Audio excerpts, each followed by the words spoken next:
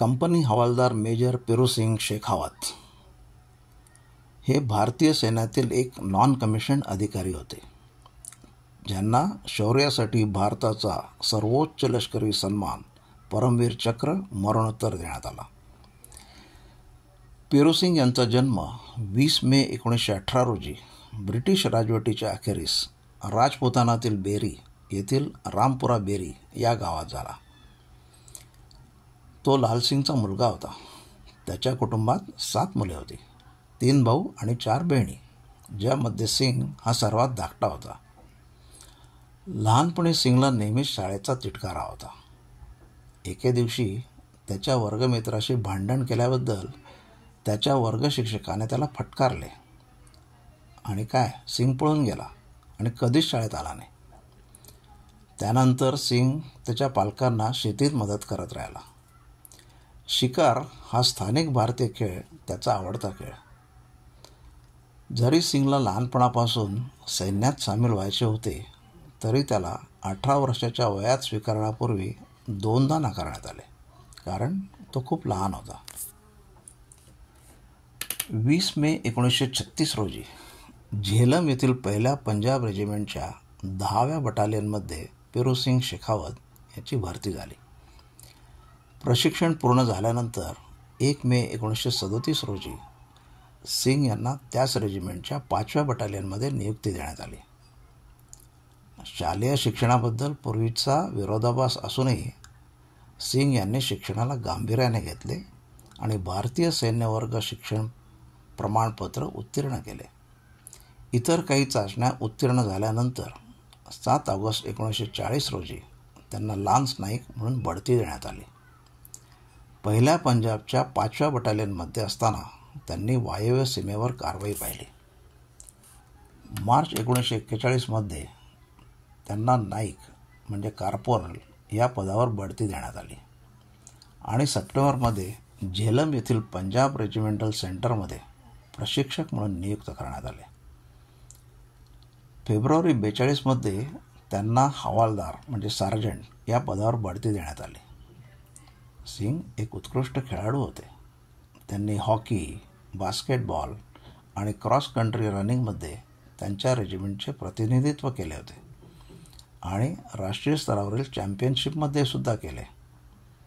मे 1945 त्यांना कंपनी हवालदार मेजर म्हणजेच कंपनी सार्जंट मेजर या पदावर बढती देण्यात आली. त्यांनी ऑक्टोबर 1945 प्रशिक्षक म्हणून काम केले. दुसरे महायुद्ध संपल्यानंतर त्यांना ब्रिटिश कॉमनवेल्थ ऑक्युपेशन फोर्सचा भाग म्हणून जपानला पाठवण्यात आले, जिथे त्यांनी सप्टेंबर 1947 सेवा बजावली. फाळणीनंतर सिंग यांनी राजपुताना रायफल्सच्या 6व्या बटालियनमध्ये बदली करण्यात आली. 1947 भारत आणि पाकिस्तान या नव्याने स्वतंत्र झालेल्या राष्ट्रांमधील तणावानंतर सिंग जपानहून परतल्यावर लगेचच ऑक्टोबर 1947 जम्मू आणि काश्मीर या संस्थानाच्या नियंत्रणावरून युद्ध सुरू झाले. जुलै 1948 पाकिस्तानने जम्मू आणि काश्मीरच्या तिथवाल सेक्टरमध्ये आक्रमक हल्ले सुरू केले आणि 8 जुलै रोजी रिंग कांटूर ताब्यात घेतला. त्यामुळे किशनगंगा नदीच्या पलीकडे अग्रभागी असलेल्या भारतीय सैन्याला माघार घ्यावी लागली. परिस्थिती पूर्ववत करण्याच्या प्रयत्नात सिंगची युनिट राजपुताना रायफल्सची 6वी बटालियन उरीहून तिथवाल येथे हलवण्यात आली आणि 163व्या ब्रिगेडला नियुक्त करण्यात आले. सैन्याने तिथवाल पुलावर स्थान मिळवले. 11 जुलै रोजी भारतीय सैन्याने हल्ला सुरू केला.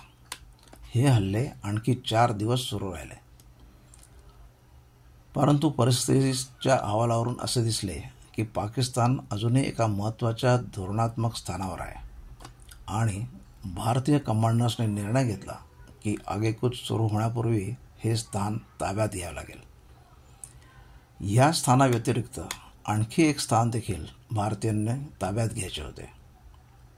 या दोन्ही स्थानांवर कब्जा करण्याचे काम 6व्या राजपुताना रायफल्समध्ये सोपवण्यात आले. या ऑपरेशनसाठी 2 कंपन्या नियुक्त करण्यात आल्या. बटालियनच्या सी कंपनीने पहिले स्थान घेतल्यानंतर डी कंपनीने दुसरे स्थान मिळवले. 18 जुलै रोजी डी कंपनीने रात्री 1:30 वाजता पहिला हल्ला केला. पाकिस्तानी सैन्याच्या ताब्यात असलेल्या स्थानापर्यंतचा मार्ग फक्त 1 मीटर रुंद होता आणि दोन्ही बाजूला खोल दरी होत्या. या अरुंद मार्गाकडे लपलेल्या पाकिस्तानी बंकरांनी दुर्लक्ष केले होते, ज्यामुळे बचाव करणाऱ्या सैन्याला निरीक्षण करता आले आणि गोळीबाराचे क्षेत्र स्पष्ट झाले. ते पुढे जात असताना भारतीय कंपनीवर पाकिस्तानी सैन्याकडून जोरदार गोळीबार करण्यात आला आणि अर्ध्या तासात कंपनीने 51 जणांचे बळी घेतले. युद्धादरम्यान कंपनीचे नेतृत्व करणाऱ्या सिंगच्या तुकडीची ताकद मोठ्या प्रमाणात कमी झाली होती. सिंगने पाकिस्तानी मध्यम मशीन गन चौकीकडे धाव घेतली, ज्यामुळे बहुतेक जीवितहानी झाली होती. या दरम्यान पाकिस्तानी बचावफळी उंचावरून ग्रेनेड फेकू लागल्याने त्यांच्या शरीरावर अनेक जखमा झाल्या. परंतु न डगमगता सिंग राजा रामचंद्र की जय या युद्धाच्या घोषणेचा अवलंब करत पुढे जात राहिले. लवकरच त्यांनी त्यांच्या संगीन आणि स्टेन बंदुकीने पहारेकऱ्यांना ठार मारत चौकी ताब्यात घेतली. पण जेव्हा त्यांनी स्थान ताब्यात घेतले तेव्हा त्यांच्या उर्वरित तुकडीचे लोक मृत किंवा जखमी अवस्थेत पडले होते. सिंग यांना नेमून दिलेले उद्दिष्ट साध्य करण्यासाठी ते एकटेच राहिले होते. ते दुसऱ्या पाकिस्तानी मध्यम मशीन गन चौकीकडे गेले. यावेळी त्यांच्या चेहऱ्यावर झालेल्या ग्रेनेडमुळे ते जवळजवळ आंधळे झाले होते. त्यांच्या स्टेनगनचा दारुगोळा संपला होता. सिंग यांनी खंदकातून बाहेर पडून पुढच्या पाकिस्तानी चौकीवर ग्रेनेड फेकले. दरम्यान त्यांनी दुसऱ्या खंदकात उडी मारली आणि त्यांच्या संगींनी 2 पाकिस्तानी सैनिकांना ठार मारले. खंदकातून बाहेर पडण्यापूर्वीच त्यांच्या डोक्याला गोळी लागली आणि जखमांमुळे ते मरण पावले. पण त्यावेळेसुद्धा सिंग यांनी जवळच्या पाकिस्तानी खंदकात ग्रेनेड फेकला.